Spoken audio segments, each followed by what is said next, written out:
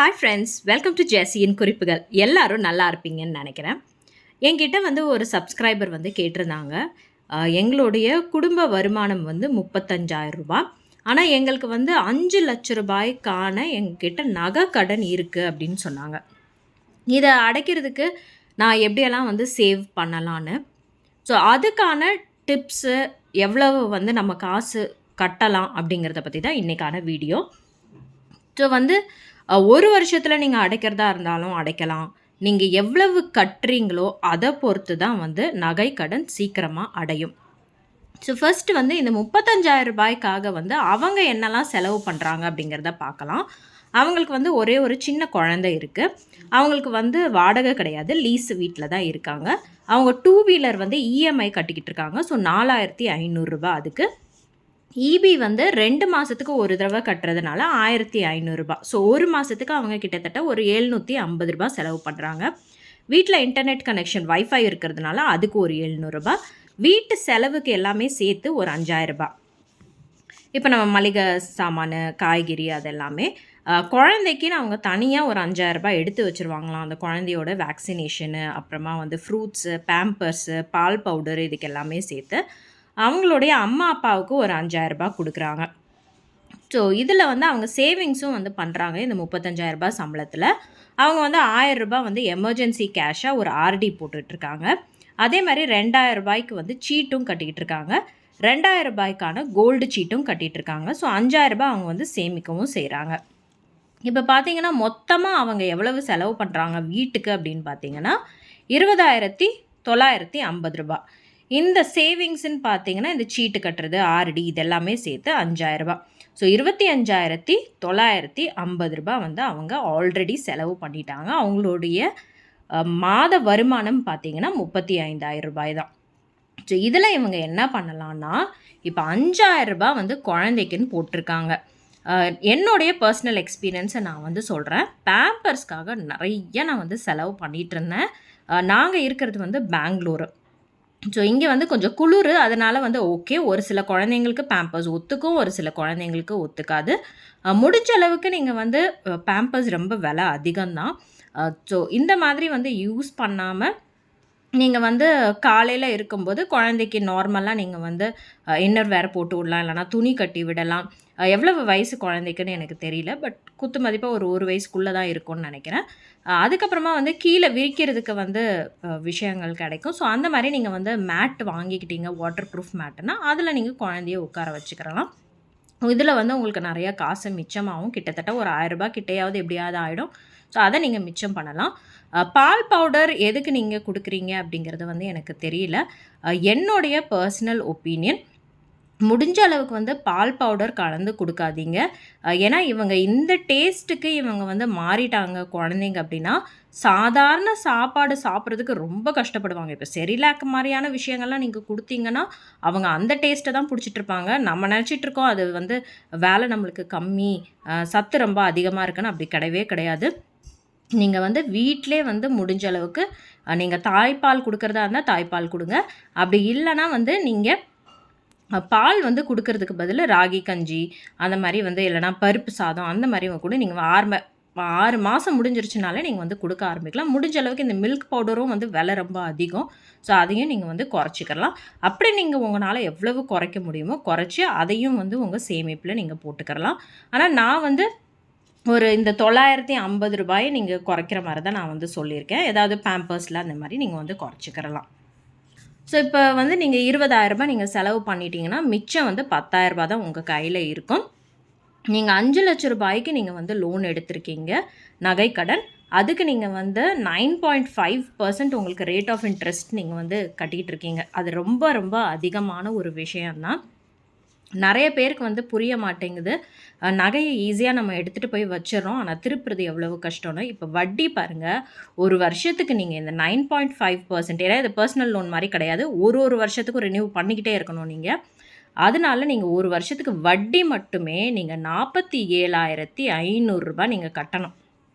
இந்த 5,00,000 ரூபாய்க்கு இவ்வளவு வட்டி நீங்கள் கட்டணும்.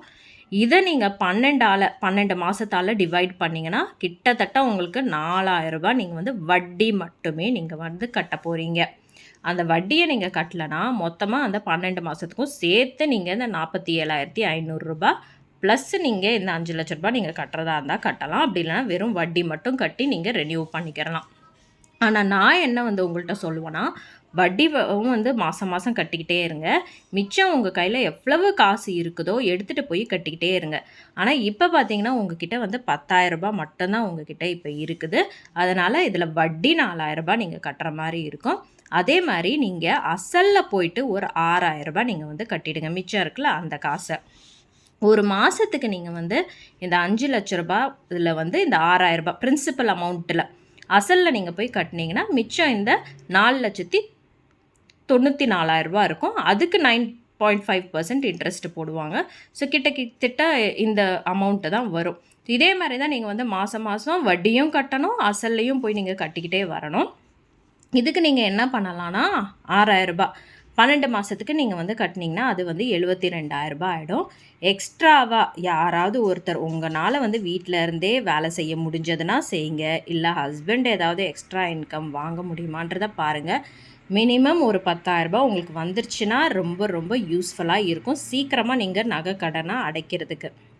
அப்படி 10,000 ரூபாய் உங்களுக்கு எக்ஸ்ட்ராவாக வந்ததுன்னா ஒரு வருஷத்துக்கு 1,20,000 ரூபாய் உங்களால் வரும். அப்போ நீங்கள் ஒரு வருஷத்துக்கு இந்த எக்ஸ்ட்ரா இன்கம் ஒரு 1,20,000 ரூபாய் ப்ளஸ் இந்த 6,000 ரூபாய் அசலில் நீங்கள் கட்டிக்கிட்டே வர்றது அது வந்து 1,92,000 ரூபாய் ஆகிடும். ஸோ 2வது வருஷத்தில் எப்படியும் வந்து உங்கள் ஹஸ்பண்டுக்கு சேலரி இன்க்ரீஸ் ஆகக்கூடும். நான் மினிமமாக ஒரு 3,000 ரூபான்னு போட்டிருக்கேன். அப்போ ஏற்கனவே நம்மக்கிட்ட இருக்கிற அந்த 6,000 ரூபாய் இந்த 3,000 ரூபாய் நம்மளுக்கு சம்பளம் அதிகமாகிடுச்சேன்னு சொல்லிட்டு செலவு பண்ணிடக்கூடாது. ஒரு 3,000 ரூபாய் போட்டுட்டு எக்ஸ்ட்ராவாக நம்ம ஏதாவதுல மிச்சம் மீதி பிடிச்சி எப்படியாவது ஒரு 1,000 ரூபாயை சேர்த்து ஒரு 10,000 ரூபான்னு நம்ம வந்து டோட்டலாக ரவுண்ட் ஆஃப் பண்ணி வச்சுக்கலாம். ஸோ எக்ஸ்ட்ராவாக சம்பாதிக்கிற ஒரு 10,000 ரூபாய் ப்ளஸ் நம்ம இந்த பிரின்சிபல் அமௌண்ட்டில் கட்ட போகிறே இது எல்லாமே சேர்த்து ஒரு 10,000 ரூபாய். ஸோ 20,000 ரூபாய். ஸோ 20,000 ரூபாய் இன்ட்டு 12 மாதம் போட்டோன்னா 2,40,000 ரூபாய் ஆகிடும். அதனால் நம்ம என்ன பண்ணிவிடுவோன்னா இந்த 2,40,000 ரூபாய் ப்ளஸ் இந்த ஒரு வருஷத்தில் இவ்வளோ கட்டியிருக்கோமா 1,92,000 ரூபாய். ஸோ நம்மளுக்கு மொத்தமாக வந்து 4,32,000 ரூபாய். நான் வந்து இதில் அசலில் கழிக்கும் போது உங்களுக்கு வட்டியும் குறைஞ்சிக்கிட்டே வரும். நான் அந்த கணக்கு எதுவுமே போடலை. ஏன்னா பேங்க்கில் வந்து எப்போ வட்டி ரேட்டை வந்து சேஞ்ச் பண்ணுவாங்க, எப்படி அவங்க கால்குலேட் பண்ணுவாங்கன்றது அவங்களுக்கு தான் தெரியும். ஸோ நான் வந்து குத்து மதிப்பாக போட்டிருக்கேன். இதை விட கம்மியாக கூட வந்து உங்களுக்கு வரும் அமௌண்ட்டு. ஸோ நீங்கள் ஏற்கனவே வந்து சீட்டு போட்டுட்ருக்கேன் 2,000 ரூபாய்க்கு அப்படின்னு சொன்னீங்க. அதை வந்து நீங்கள் செலவு பண்ணுறீங்களா, வாங்கிட்டீங்களா, அந்த சீட்டை எடுத்துட்டிங்களான்றது எனக்கு தெரியல. பட் நான் குத்து மதிப்பாக என்ன போட்டிருக்கேன்னா 2 வருஷத்துக்கு நீங்கள் கட்டுற மாதிரி இருந்தது அப்படின்னா உங்களுக்கு வந்து 48,000 ரூபாய் வரும். அதுக்கான வட்டி எப்பயுமே சீட்டு போடும்போது வந்து வட்டி அதிகமாக தான் கொடுப்பாங்க. ஸோ கிட்டத்தட்ட ஒரு 68,000 ரூபாய் உங்கள் கையில் வருது அப்படின்னா நம்ம ஏற்கனவே சேர்த்து வச்சுருந்த அது ஆல்ரெடி நம்ம கட்டிக்கிட்டே வந்தோம்ல principal amount plus extra amount அதெல்லாம் சேர்த்து 2 வருஷத்துக்கு வந்து நீங்கள் 4,32,000 ரூபாய் நீங்கள் வந்து கட்டியிருப்பீங்க. ப்ளஸ் இந்த சீட்டு போட்ட அமௌண்ட் 68,000 ரூபாய் போச்சுன்னா அந்த நகை கடனை 2 வருஷத்தில் உங்களால் வந்து அடைக்க முடியும். அப்படி உங்களால் எக்ஸ்ட்ரா இன்கம் 10,000 ரூபாய் உங்களால் சம்பாதிக்க முடியலை அப்படின்னா உங்களுக்கு அந்த 10,000 ரூபாய் கட் ஆகிடும். ஸோ ஃபஸ்ட்டு வருஷம் வந்து 72,000 ரூபாய். 2வது வருஷம் வந்து நான் ஏன் இந்த 1,20,000 ரூபாய் போட்டிருக்கேன்னா அந்த சம்பளம் இன்க்ரீஸு ப்ளஸ் மிச்சம் பிடிக்கிறது அதெல்லாமே சேர்ந்து ஒரு 10,000 ரூபாய் அப்படின்னு ஒரு கணக்கு போட்டிருக்கேன். 3வது வருஷமும் இதே அமௌண்ட்டு தான் போட்டிருக்கேன். ஸோ 3வது வருஷத்துக்கு நான் வந்து இந்த சீட் அமௌண்ட் 68,000 ரூபாயும் வந்து ஆட் பண்ணியிருக்கேன் 4வது வருஷம். ஸோ இதெல்லாமே சேர்த்து உங்களுக்கு 5 லட்ச ரூபாய். ஸோ நீங்கள் வந்து இந்த 5 லட்ச ரூபாய் கடனை எந்த ஒரு எக்ஸ்ட்ரா இன்கம்முமே இல்லாமல் நீங்கள் அடைக்கணும் அப்படின்னா கிட்டத்தட்ட உங்களுக்கு 4 வருஷம் இல்லைனா 3 வருஷமாவது ஆகிடும். இதில் நீங்கள் பிரின்சிபல் அமௌண்ட் அசலில் நீங்கள் கட்டிக்கிட்டே வரீங்க அப்படின்னா உங்களுக்கு வட்டியும் வந்து குறையும், அசலும் வந்து குறைஞ்சிக்கிட்டே வரும். அதனால் சீக்கிரமாக முடியறதுக்கான வாய்ப்பும் இருக்குது. நீங்கள் வந்து ஜுவல் லோன் அது எடுக்கும்போதே வந்து உங்களுக்கு ஷீட்டு கொடுத்துருப்பாங்க எவ்வளவு கட்டினா எவ்வளவு குறையும் அப்படின்னு சொல்லிட்டு. நான் இது வரைக்கும் வந்து ஜுவல் லோன் எடுத்தது கிடையாது. அதனால் எனக்கு எப்படி இது வந்து குறைப்பாங்க அப்படிங்கிறது தெரியாது. பட் அசலில் நீங்கள் கட்டும்போது உங்களுடைய வட்டி குறையும் அப்படிங்கிறது தெரியும். எவ்வளவு கணக்கு அப்படிங்கிறது வந்து எனக்கு அவ்வளோவா வந்து தெரியாது. பட் இதுதான் வந்து நீங்கள் கேட்டதுனால நான் சொல்கிறேன். முக்கியமான விஷயம், யாரெல்லாம் நகை கடன் எடுக்கணும் அப்படின்னு நினைக்கிறீங்களோ இந்த விஷயங்களை நீங்கள் ஃபஸ்ட்டு ஞாபகம் வச்சுக்கோங்க. எமர்ஜென்சியாக இருந்தால் மட்டும் நகை கடனை எடுங்க, இல்லைனா நகை கடனை எடுக்கவே எடுக்காதீங்க. நான் ஏற்கனவே உங்களுக்கு காட்டியிருக்கிறேன். 5 லட்சம் ரூபாய்க்கான நகை வந்து இப்போ அவங்க கிட்டத்தட்ட ஒரு 120 கிராமாவது அவங்க வந்து நகை வச்சுருக்குவாங்க. அதனால தான் வந்து அவங்களுக்கு 5 லட்ச ரூபா கொடுத்துருக்காங்க. ஸோ அப்போ நகையும் வந்து அவங்கக்கிட்டே இருக்குதா. அப்போ நீங்கள் வந்து நகை கடன் எடுக்கிறதுக்கு முன்னால் எதுக்காக எடுக்கிறோம் அப்படிங்கிறத நீங்கள் வந்து யோசித்து பார்த்துட்டு எடுங்க. தேவையில்லாமல் வந்து நகை கடனில் போய் மாட்டிக்காதீங்க. இன்னொன்று வந்து அவங்க வந்து கோல்டு சீட்டு 2000 ரூபாய்க்கு கட்டிகிட்ருக்காங்க. ஆல்ரெடி ஒரு 120 கிராம் வந்து அடகு கடையில் இருக்கும்போது தயவுசெய்து வந்து இந்த மாதிரி சேவிங்ஸை நீங்கள் வந்து போடாதீங்க. எப்பயுமே வந்து கடனை அடைக்கிறதுக்காக தான் நீங்கள் வந்து ஃபோக்கஸ்டாக இருக்கணும். கடனை அடைச்சதுக்கு அப்புறமா நீங்கள் வந்து இந்த மாதிரிலாம் நிறைய இன்வெஸ்ட் பண்ணிக்கிறலாம். இப்போ இவங்க 2000 ரூபாய் வந்து கட்டிகிட்டு இருக்காங்க. அந்த 2000 ரூபாயை தூக்கி அவங்களுடைய அசலில் போட்டாங்கன்னா இன்னும் கொஞ்சம் நிறையா வந்து குறைய ஆரம்பிக்கும். பட் இதில் நம்மளுக்கு வந்து நம்ம நினச்சிக்கிட்டே இருப்போம், என்னடா கோல்டு விலை ஏறிக்கிட்டே இருக்குன்னு. ஆனால் யோசிச்சு பாருங்கள், ஏற்கனவே உங்களுடைய நகை அடகுல இருக்கும்போது நீங்கள் கோல்டு சீட்டு வந்து அது உங்களுடைய விருப்பம். நீங்கள் கட்டணும்னு நினச்சிங்கன்னா கட்டுங்க. பட் நான் வந்து ஒரு சஜஷனாக நான் வந்து சொல்கிறேன். ஏன்னா ஏற்கனவே நம்ம நகையை தான் வச்சுருக்கோம். அதனால் நகையை ஃபஸ்ட்டு திருப்புறதை தான் நம்ம பார்க்கணும். புது நகையை வாங்குறதுல நம்ம ஃபோக்கஸ் பண்ணக்கூடாது. ஸோ ஃபஸ்ட்டு வந்து கடனை அடைச்சிருங்க, எப்பயுமே வந்து சேவிங்ஸ் பண்ணுறதுக்கு முன்னால்.